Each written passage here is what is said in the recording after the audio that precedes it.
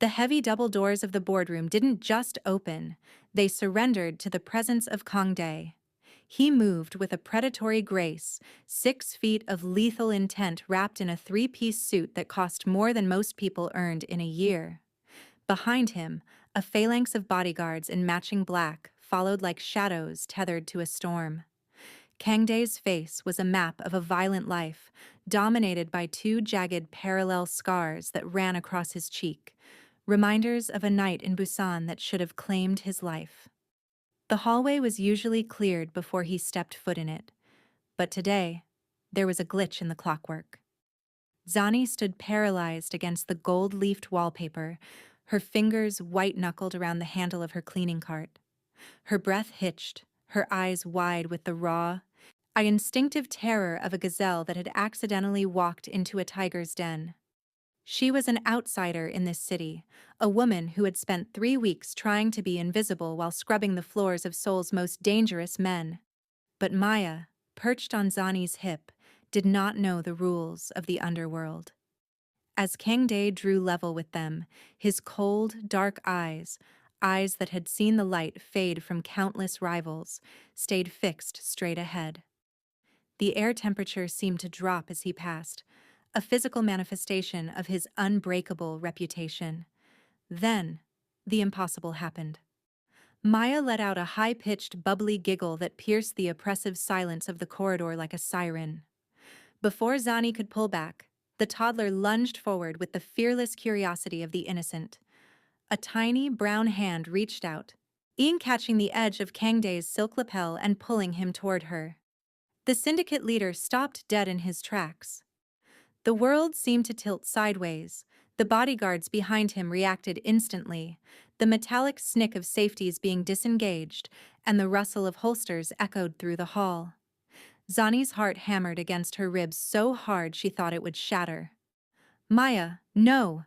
she gasped, her voice a fragile thread of sound. She waited for the explosion, for the violence that was the trademark of the Dragonhead Syndicate. But Kang Dae didn't move. He looked down at the small child who was currently using his designer suit to steady herself. Maya wasn't finished. With a wide, toothy grin, she reached up and placed her small, warm palm directly over the jagged scars on his cheek. She poked at the raised skin, her expression one of pure, judgment-free wonder.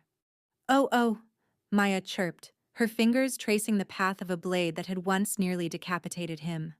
The lead bodyguard stepped forward, his hand out to roughly shove the intruder away. "Boss, let me—" Kang Dae raised his left hand. It was a simple, silent gesture, but it carried the weight of a death sentence for anyone who dared to ignore it. The men behind him froze, their weapons still drawn but their bodies locked in place. Kang Dae's jaw tightened, the muscle twitching under the child's touch. He was a man who believed vulnerability was a terminal illness, yet he found himself pinned to the spot by a creature that weighed less than his arsenal.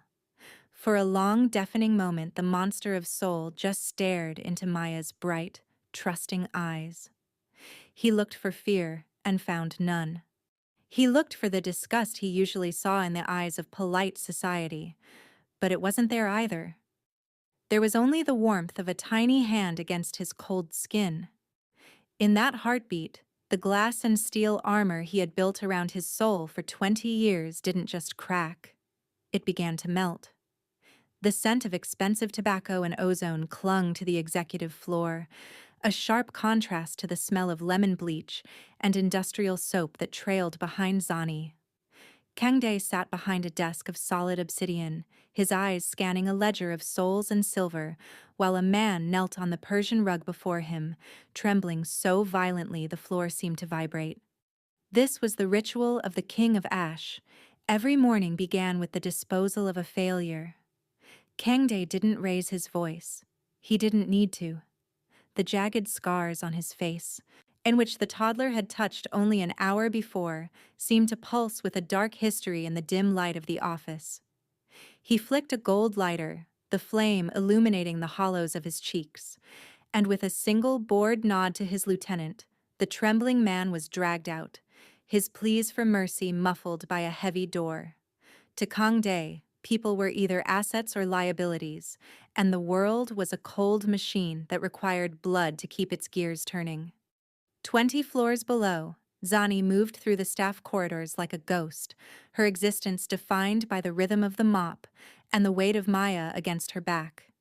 In the eyes of the syndicate's polished employees, she was part of the architecture. A brown face in a gray uniform that performed the magic of making stains disappear.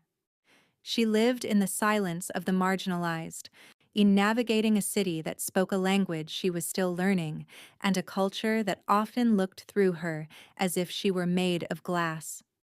Every dollar she earned was a shield against the eviction notices waiting in her cramped apartment, and every sneer she endured from the head housekeeper was a price she paid to keep Maya fed. Her life was a series of invisible battles fought in the shadows of giants, her only solace the soft breathing of her daughter against her shoulder. The contrast between them was an ocean. Kangdae spent his hours deciding which shipping containers would pass the docks and which rivals would cease to breathe, his power absolute and his isolation total. He ate his meals in a dining hall built for 50, are surrounded only by the echo of his own thoughts and the watchful eyes of guards who feared him more than they respected him. Meanwhile, Zani shared a single steamed bun with Maya in a windowless break room, whispering stories of a home across the sea to drown out the hum of the industrial dryers. She was rich in the very thing Kangdae had burned away years ago. A reason to hope that had nothing to do with conquest. As the sun began to dip behind the Seoul skyline, painting the city in bruised purples and oranges, Kangdae stood by his floor-to-ceiling windows, looking down at the swarming streets. For the first time in a decade, he found his hand drifting to his cheek, his fingers hovering over the spot where the child's warmth had lingered. He felt a strange, foreign itch of curiosity about the woman who had looked at him with such naked terror, yet carried a child who looked at him with love.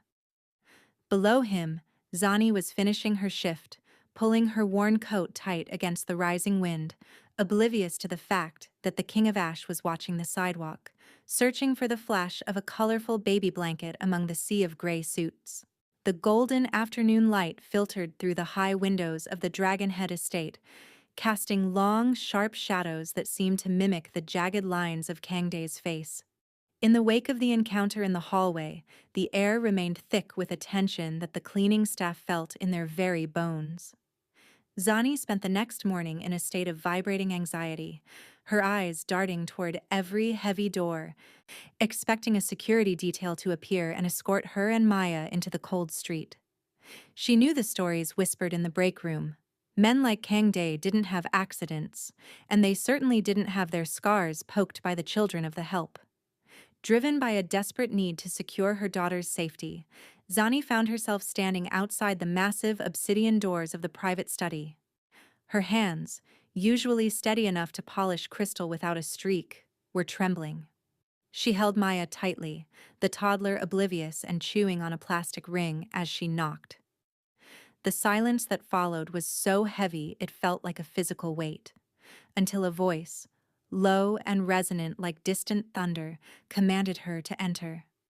Kangdae was seated behind his desk, a mountain of paperwork before him that represented the life and death of shipping lanes and underground markets. He didn't look up as she stepped onto the plush rug. Zani took a breath, the scent of expensive leather and old books filling her lungs. "Sir," she began, her voice cracking, I came to apologize. For yesterday. My daughter, she didn't know. She's just a child. She didn't mean any disrespect to you."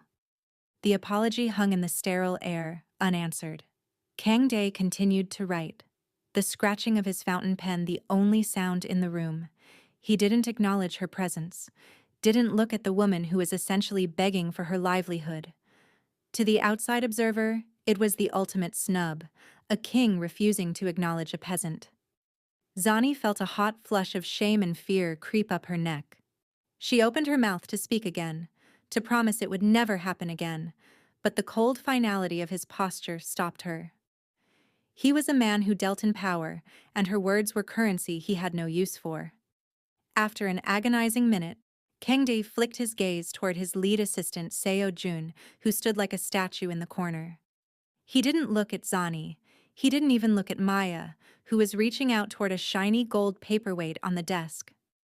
"The cleaner," Kangdae said, his voice devoid of emotion. "Her work has been disruptive." Zani's heart plummeted. "This is it," she thought, closing her eyes. "We're done." "Double her monthly stipend," Kangdae continued, still looking at Seo Jun. "And move her to the evening rotation in the North Wing. I don't want my meetings interrupted by the sound of a child. Consider it hazard pay for the inconvenience of the hallway encounter." Seo Jun's eyebrows shot up, a rare crack in his professional mask, but he bowed instantly. "Yes, boss. Immediately." Zani stood frozen, her brain struggling to process the words. He hadn't fired her. He had doubled her pay, an amount that would cover her back rent in a single month and leave enough for Maya's new winter coat. She looked at the back of Kangdae's head, waiting for the catch, for the cruel punchline. But he had already returned to his ledger, the scratching of the pen resuming as if she had already ceased to exist. She backed out of the room, her knees weak. Only when the heavy doors clicked shut did she allow herself to breathe. She didn't see Kangdae drop his pen the moment she left. She didn't see him lean back and stare at the empty space where she had stood, his hand unconsciously drifting to his cheek, tracing the phantom warmth of a tiny palm that had dared to treat a monster like a man. The hazard pay wasn't for her inconvenience. It was a tribute to the only thing in Seoul that wasn't afraid of him. The air in the private tea room of the Dragonhead Syndicate was thick with more than just the steam of jasmine. It was heavy with the stagnant scent of old power and burgeoning resentment. 3 elders, men whose faces were as lined and weathered as ancient stone, sat in a circle that excluded the light. They had built this empire on the principle that a leader must be a void, emotionless, impenetrable, and utterly predictable in his ruthlessness. For years, Kangdae had been that void, and a perfect weapon that never wavered. But lately, the void had developed a pulse, and to these men a pulse was a sign of a leaking wound. "He doubled her pay," Elder Park whispered, his voice like dry parchment rubbing together. He didn't need to name the woman. In the enclosed ecosystem of the estate, the black cleaner and her child had become a focal point of intense, silent scrutiny. Not because she found a security breach, not because she uncovered a mole, but because his suit was wrinkled by a toddler. It is a whim, and whims are the luxuries of the weak. Across from him, Elder Choi drummed his fingers on the low table, the rhythm erratic and sharp. He had watched Kangdae grow from a bloodied street soldier into the king of Ash, but he had never seen the boy look at anything with the expression he'd worn in that hallway. "It isn't just the money," Choi added, his eyes narrowing. "He has moved her to the North Wing. My men tell me he lingers in the corridors now. He walks the long way to his office, passing the utility closets just to hear the sound of that child's laughter. The Dragonhead does not linger. He moves with purpose, or he does not move at all." The third man, a younger, more ambitious lieutenant named Minho, who had been allowed into the inner circle to listen, leaned forward. His shadow stretched long across the rice paper walls, mimicking the predatory crouch of a wolf. "The rival families in Busan are already hearing the whispers," Minho said, his voice laced with a poisoned kind of concern. "They are calling him the nanny of Seoul. If the foundation of our power is fear, what happens when that fear is replaced by a joke? Kei, a leader who can be softened by a baby's touch, is a leader who can be broken by a blade." The elders exchanged a look that carried the weight of a death warrant. They had survived for decades by pruning the branches of their organization that grew too soft or too crooked. To them, Kangdae was no longer a shield. He was becoming a target.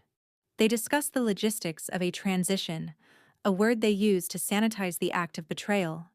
They spoke of the shipping docks, the silent warehouses, and the loyalties of the rank-and-file soldiers who still feared Kang Day, but worshipped the strength he used to represent.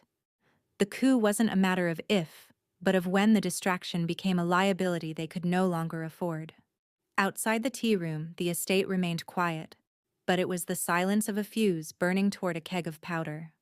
In the north wing, Zani pushed her cart, humming a low melody to Maya, completely unaware that her presence had become the catalyst for a war.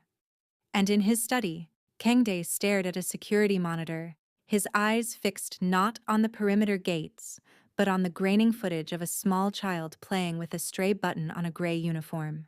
He felt the eyes of his elders on his back even through the walls, but for the first time in his life, the threat of treason felt secondary to the strange, terrifying warmth blooming in his chest. The King of Ash was distracted, and in his world, a second of distraction was all a traitor needed to strike. The north wing of the estate was a labyrinth of marble and silence, a place where the shadows grew long and the air smelled of beeswax and history. Kang Day stood in the center of his private gallery, surrounded by Ming vases and stolen Renaissance sketches, but his attention was fixed on a small rectangular box hidden beneath a stack of tactical reports on his desk. Inside was a doll handcrafted from the finest porcelain and silk, a collector's piece he had sent Seo Jun to procure from an exclusive boutique in Gangnam. He had told his assistant it was a gift for a diplomat's daughter, a lie that Seo Jun had accepted with a bow and a look of profound confusion. Kang Dai hated the box.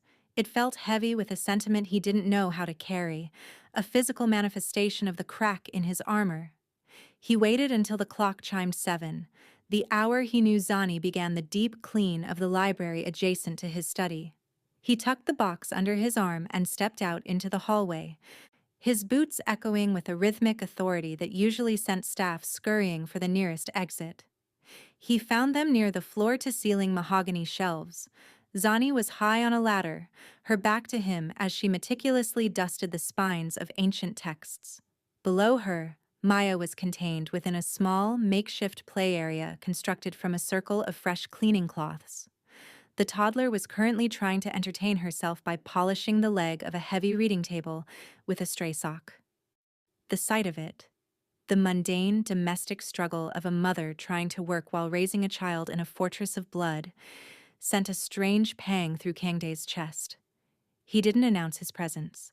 He simply walked to the edge of the cloth circle and dropped the box onto the rug with a dull thud. Maya jumped, her wide eyes snapping up to his. Zani nearly fell off the ladder, spinning around and clutching a volume of poetry to her chest as if it were a shield. "Sir, I'm sorry, I didn't hear you. We'll be done in 10 minutes, I promise." "Someone left this in the lobby," Kangdae interrupted, his voice a flat, metallic rasp. He didn't look at Zani. He kept his gaze fixed on a point just above Maya's head. Some delivery intended for a previous tenant, or perhaps a guest who lacked taste. The security team was going to incinerate it with the rest of the unclaimed trash. Zani climbed down the ladder slowly, her brow furrowed in confusion. She looked at the box, which bore the silver-embossed logo of a store where a single ribbon cost more than her weekly groceries. "Trash, sir." "It's an eyesore," Kangdae snapped, his jaw tightening as he felt the lie fraying at the edges. "If you don't want it, throw it away. I just didn't want the clutter in the main hall." He turned to leave, his coat billowing behind him like a dark wing, but a small, sharp sound stopped him. Rip. Maya hadn't waited for permission. She had fallen upon the box with the ruthless efficiency of a child who knows when something is meant for them. The silk-clad doll tumbled out onto the rug, a beautiful, dark-skinned figurine with intricate braids that mirrored Maya's own. The child froze, her tiny mouth forming a perfect O of astonishment. She looked at the doll, then at the towering, scarred man who was pretending he wasn't watching her. Maya didn't cry or scream with joy. Instead, she crawled out of her circle of rags, clutching the doll to her chest, and stopped at the toes of Kangdae's polished leather boots. She looked up, past the expensive suit and the cold expression, straight into the dark, guarded depths of his eyes. A slow, knowing smile spread across her face. She reached out and patted his shin, a gesture of profound, instinctive recognition. She didn't see a trash disposer or a mafia boss. She saw the man who had looked for a doll that looked like her. "Dada," she babbled, a nonsense syllable that hit Kangdae with the force of a physical blow. Zani gasped, rushing forward to scoop Maya up. "I'm so sorry, sir. She doesn't know what she's saying. She just—" "Get back to work," Kangdae said, his voice lower than usual, almost a whisper. He turned on his heel and walked away, his heart hammering against his ribs in a way that no gunfight had ever achieved. He retreated into the shadows of the hallway, but he didn't go far. He stopped just out of sight, leaning his head against the cold stone wall. Inside the library, he could hear Maya's delighted giggles and Zani's hushed, tearful whispers of, "Look, Maya, look how beautiful." He closed his eyes, his hand drifting once more to the scars on his cheek. He had tried to give a gift under the guise of cruelty, but the child had stripped the mask away with a single look. The King of Ash was no longer just distracted. He was being seen. And as the whispers of the elders continued to echo in the vents of the estate, Kangdae realized that his trash had just become the most valuable thing in the house. The air in the north wing had always been heavy, but tonight it felt thick with a static charge that made the hair on Zani's arms stand up. The grand corridor was bathed in the amber glow of twilight, the shadows of the marble pillars stretching across the floor like the bars of a cage. Maya was strapped into her stroller, humming a tuneless song as she clutched the silk-clad doll Kangdae had discarded. Zani moved her mop in a steady, hypnotic rhythm, trying to ignore the prickling sensation at the back of her neck. She had lived in the shadows long enough to know when the darkness began to move. A sudden, sharp pop, like the snapping of a dry twig, echoed from the far end of the hall. Then another. It wasn't the sound of construction or the settling of the old estate. It was the muffled, rhythmic percussion of suppressed gunfire. Zani froze. She looked toward the heavy oak doors that led to the main foyer just as they splintered inward. Two men in tactical gear, their faces obscured by black masks, burst through the wreckage. They didn't look like the syndicate guards she was used to. These men moved with a frantic, desperate aggression. Their muzzles flashed, and a vase a few feet from Zani's head disintegrated into a cloud of porcelain dust. "Maya!" Zani shrieked, lunging for the stroller, but her feet slipped on the wet, soapy floor. Before she could scream a second time, a blur of dark fabric and raw power intercepted the chaos. Kangdae appeared from the shadows of his study, his movements a violent symphony of practiced lethal intent. He didn't hesitate. He didn't seek cover for himself. Instead of diving toward the stone pillars, he threw himself across the distance, his large frame silhouetted against the muzzle flashes of the assassins. He collided with the stroller, not to knock it over, but to anchor it.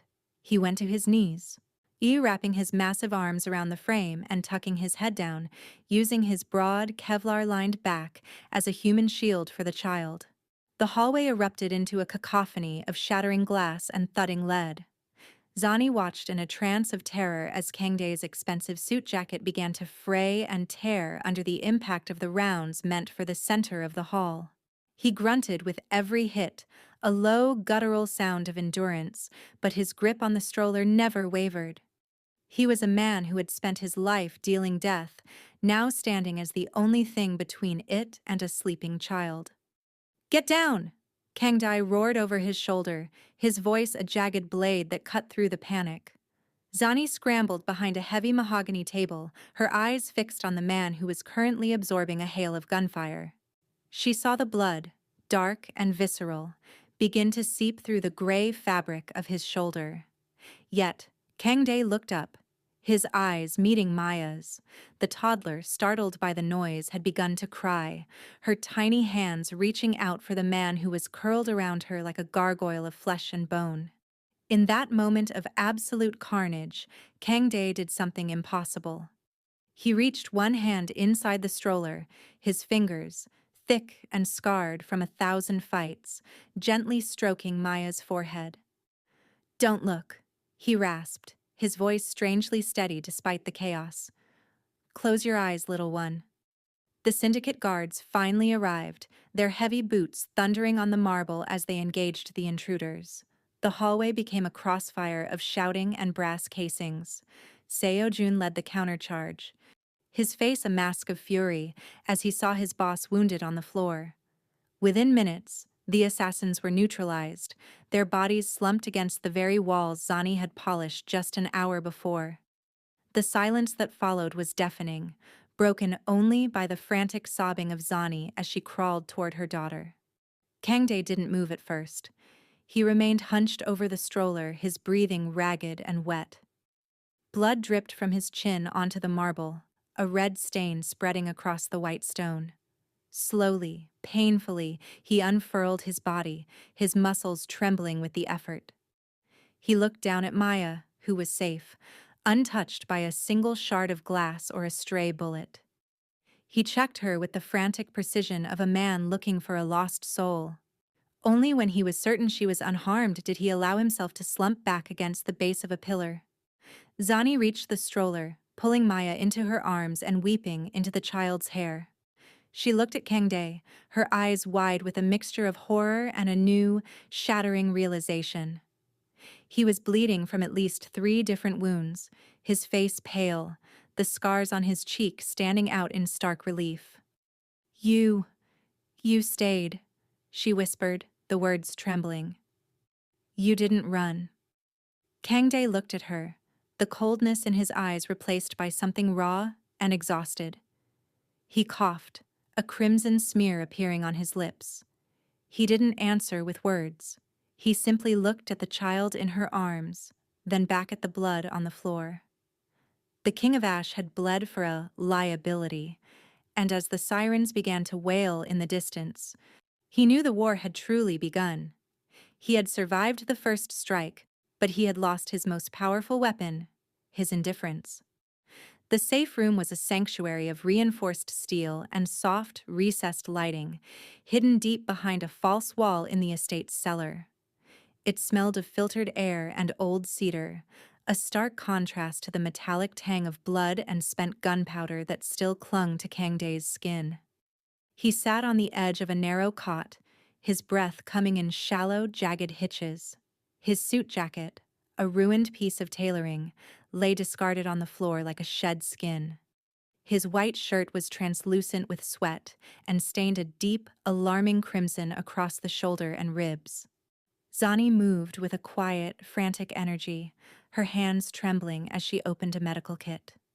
Maya was asleep in a corner of the room on a pile of plush blankets, he and her thumb in her mouth, blissfully unaware that the world outside was hunting her. Zani knelt before the man who had turned himself into a shield, her heart still hammering against her ribs.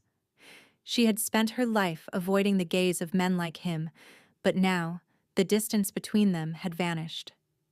"I need to clean the shoulder first," she whispered, her voice barely audible over the hum of the ventilation system. Kangdae didn't answer. He stared at the far wall, his jaw locked in a grimace of endurance. As Zani peeled the blood-soaked fabric away from his skin, she gasped. The scars on his face were only the beginning. His torso was a map of old violence, burn marks, jagged lines from blades, and the puckered indentations of previous gunshots. It was a history written in pain, a testament to a life where peace was never an option. She pressed a warm, antiseptic-soaked cloth to the fresh wound on his shoulder. Kangdae flinched, a low hiss escaping through his teeth, and his hand instinctively shot out, his fingers bruising her wrist in a reflexive grip. For a second, the predator returned to his eyes, wide, dark, and lethal. Zani didn't pull away. She looked him directly in the eyes, her expression steady despite the fear humming in her blood. "It's just me, Kangdae," she said softly, using his name for the first time. "I'm just trying to help." The tension in his hand snapped. He released her, his fingers trailing away as he slumped back against the wall. "You shouldn't be here," he rasped, his voice sounding like crushed gravel. You should have run when the doors broke. I couldn't, she replied, returning to the wound. And neither did you. Why? Kangdae looked toward the corner where Maya slept. The harsh lines of his face seemed to soften, if only by a fraction. In my world, we are taught that anything you love is a target, so we love nothing, we become shadows. But that girl, she didn't see the shadow. She touched the man underneath. He looked at Zani, his gaze heavy with an exhaustion that went deeper than his injuries. I had forgotten that man existed until she poked him in the face. Zani smiled, a small, sad curve of her lips as she began to wrap a bandage around his chest. In my home, back in the village, we say that children are the only ones who can see through the masks adults wear. They haven't learned how to lie to themselves yet. Maya doesn't see a boss or a killer. She sees someone who gave her a doll. She sees a protector. She is mistaken, he muttered, though there was no conviction in his voice. Is she? Zani reached up, her fingers hovering near the bandage. You took 3 bullets for a woman who cleans your floors and a baby who isn't yours. That's not the act of a monster, Kangdae. That's a man who is tired of being alone. The silence that followed was different than the silence of the estate. It wasn't the heavy, expectant quiet of a tomb. It was a shared breath between 2 people from different worlds, bound together by a single night of violence. Zani told him about the red dust of her home, about the songs her mother sang to keep the darkness at bay, and how she had traveled halfway across the globe only to find herself scrubbing floors in a fortress. Kangdae listened, really listened, and the stories of her world acting as a balm to the jagged edges of his own.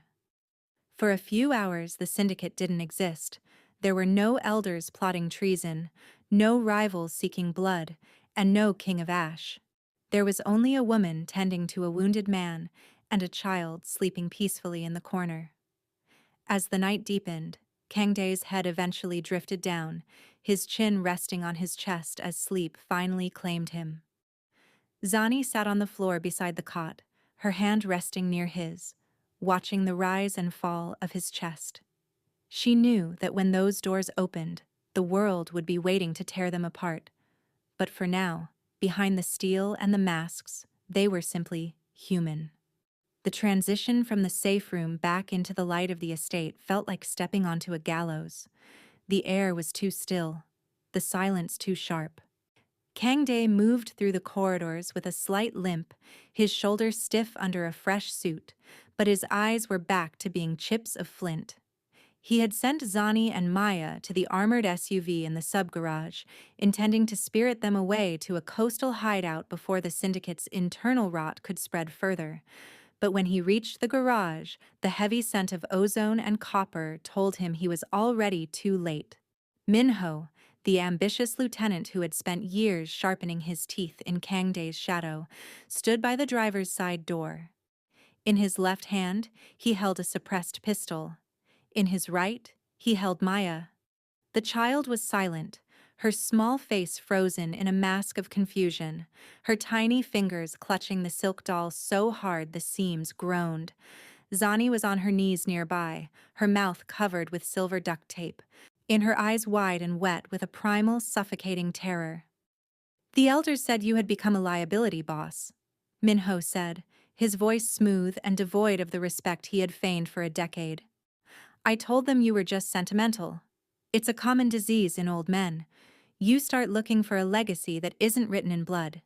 And suddenly, you're holding a rattle instead of a gun. Kangdae stopped 10 feet away. He didn't reach for his weapon. He didn't even flinch.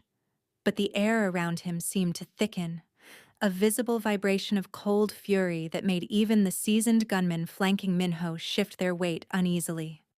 The King of Ash was gone. In his place was something older and far more terrifying. Let the child go, Minho, Kangdae said. His voice wasn't loud. It was a low, vibrational hum that felt like a blade pressed against a jugular. The girl has nothing to do with the docks or the ledgers. She is a ghost in this house. Let her walk. Minho laughed, a sharp, ugly sound that echoed off the concrete walls. She is the only reason you're standing there talking instead of killing us all. She's your leash, Kangdae, and I think it's time the dog stepped down. Sign the transfer of the shipping titles, walk out those gates, and maybe, just maybe, I won't pull this trigger. He pressed the cold muzzle of the pistol against Maya's temple.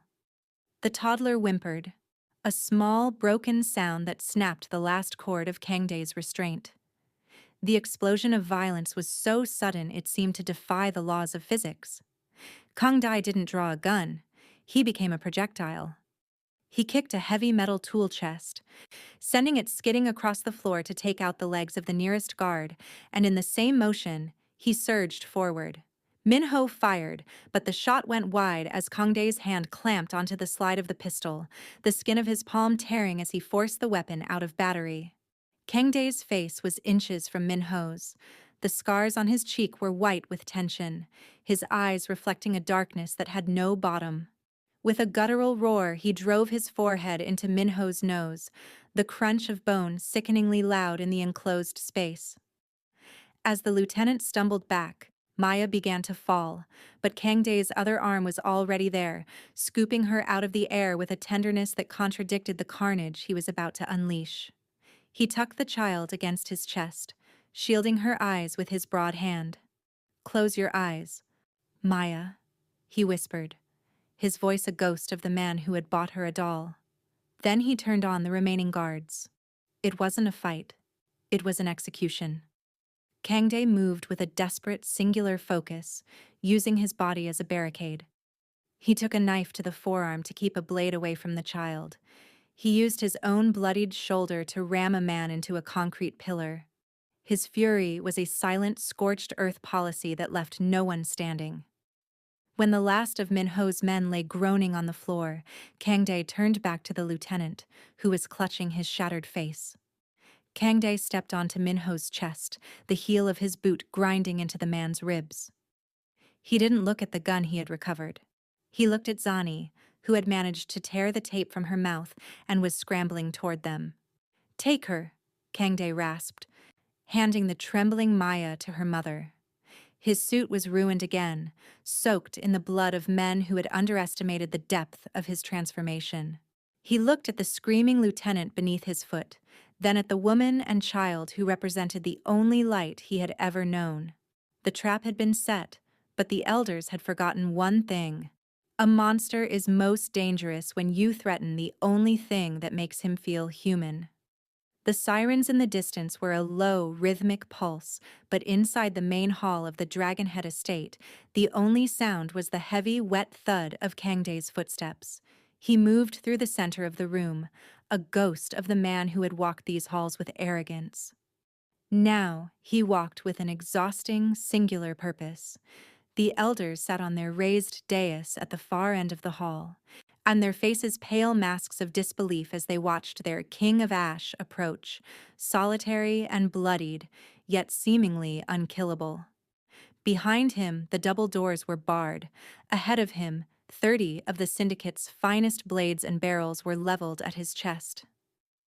"You have burned your world for a ghost and a child," Elder Park spat, his voice trembling with the realization that fear no longer worked on the man before him.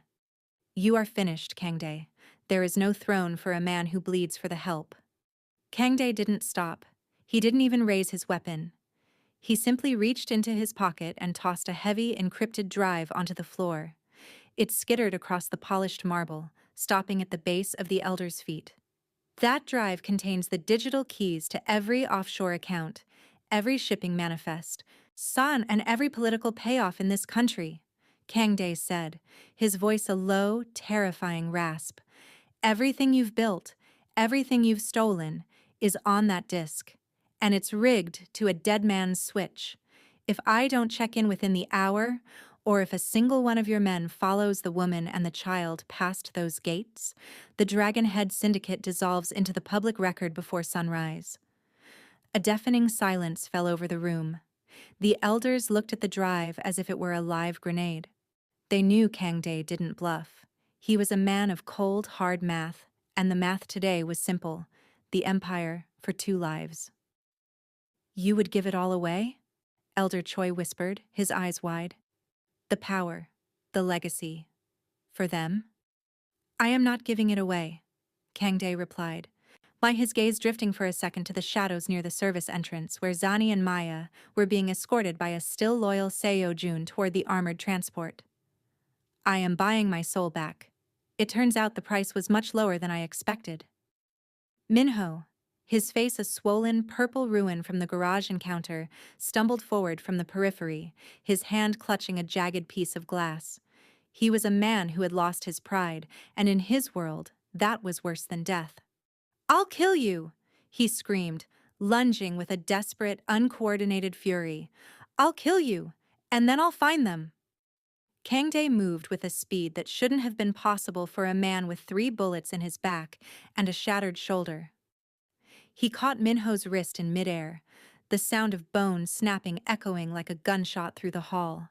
With a brutal efficiency, he drove his knee into Minho's gut, then caught the man by the throat, hoisting him upward until his feet dangled off the ground. The guards took a step forward, their fingers twitching on their triggers, but the elders shouted for them to stand down. They couldn't risk the drive. They couldn't risk the empire. Kang Dae stared into Minho's bulging, terrified eyes, the edge of his thumb pressed into the lieutenant's windpipe. It would have been so easy to finish it, to feel the life leave the man who had dared to touch Maya. The monster of soul screamed for the kill. But then, he felt the phantom warmth of a tiny brown hand on his scarred cheek. He remembered the doll. He remembered Zani's voice telling him that a child doesn't see a monster. You don't deserve my mercy, Kang Dae whispered, his face inches from Minho's. But she deserves a mother who doesn't have to explain why I'm a murderer. He threw Minho across the floor like a piece of discarded trash. The lieutenant slumped against the dais, gasping for air, broken and utterly defeated.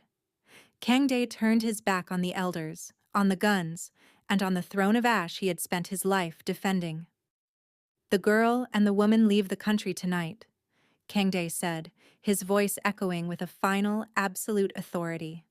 They are to be given a new identity, a clean record, and enough capital to never see a mop again.